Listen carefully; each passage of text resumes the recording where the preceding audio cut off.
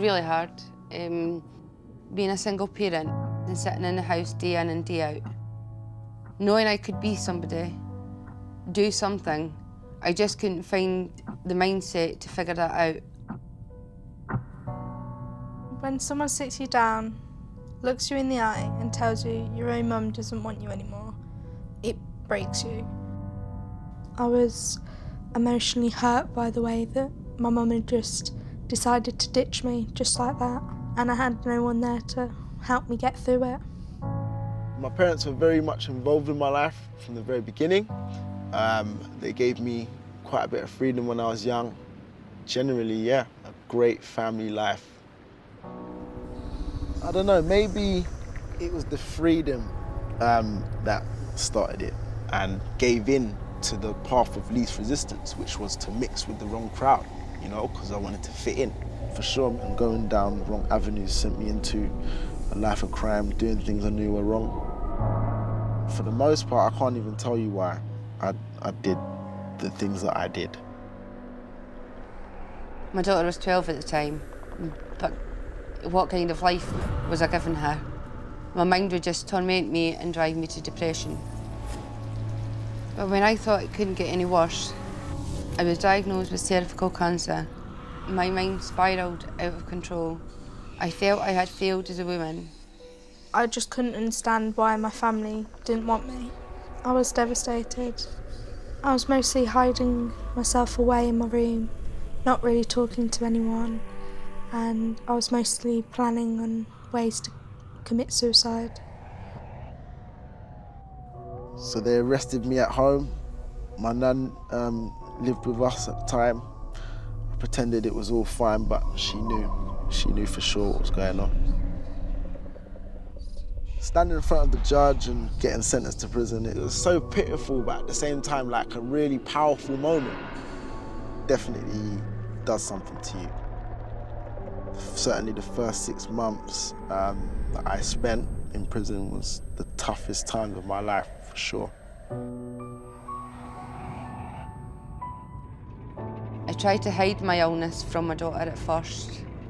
I couldn't bring myself to tell her. Eventually, it was inevitable. I broke it to her. The thought she would lose me sent her into a world of depression. Things started to look up though, as I was in a new foster home. They made me feel like I was part of something that I hadn't been part of for most of my life. They made me feel like I was included. I started finding out that my foster dad had started reading my diary, so I started hiding my emotions away again, and it ended up getting so bad that I tried to jump in front of a car. For me, it wasn't about looking over my shoulder or who might steal my stuff. It was very much a mental battle, living in your own head with no freedom. You soon find out who you really are. 6 grueling months into my treatment for cancer, I had a breakthrough. I'd been given the all clear by the doctors. I was going to live. That day, it was like I had an epiphany. It was time to make something of myself and prove to my daughter there is a better life. I started talking to a staff member at the school who helped me through it a lot, and started to feel that something better was in store for me. I was definitely in a very dark place, and those moments were really what shaped my final decision to just leave it all behind me. I feel blessed that I managed to live to tell the tale, and I knew I had to change, but it was very much just thinking about how anyone would look at me the same.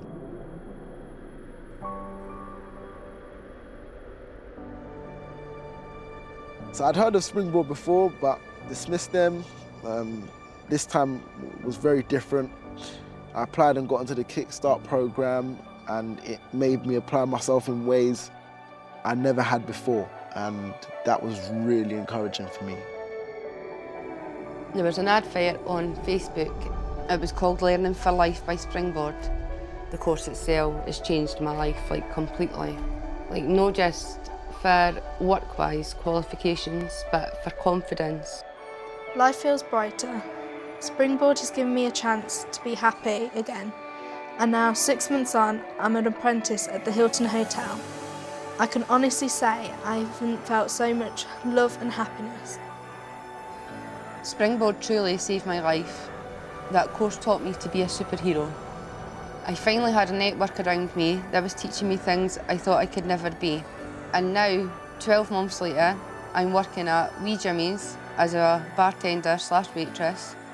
I'm finally showing my daughter a better life. Springboard hold a huge place in my heart. They've set me on a path I couldn't have dreamt of. In just 18 months, I've become an assistant night manager. Like, that's mind-blowing, and I've started to dream again. I'd like to say thank you for Springboard, for not giving up on me and giving me the opportunity to actually put things in perspective and give me a new reason to keep going in life. From the bottom of my heart, thank you to Springboard for offering the courses that they do. I don't know if they know how much they actually change people's lives.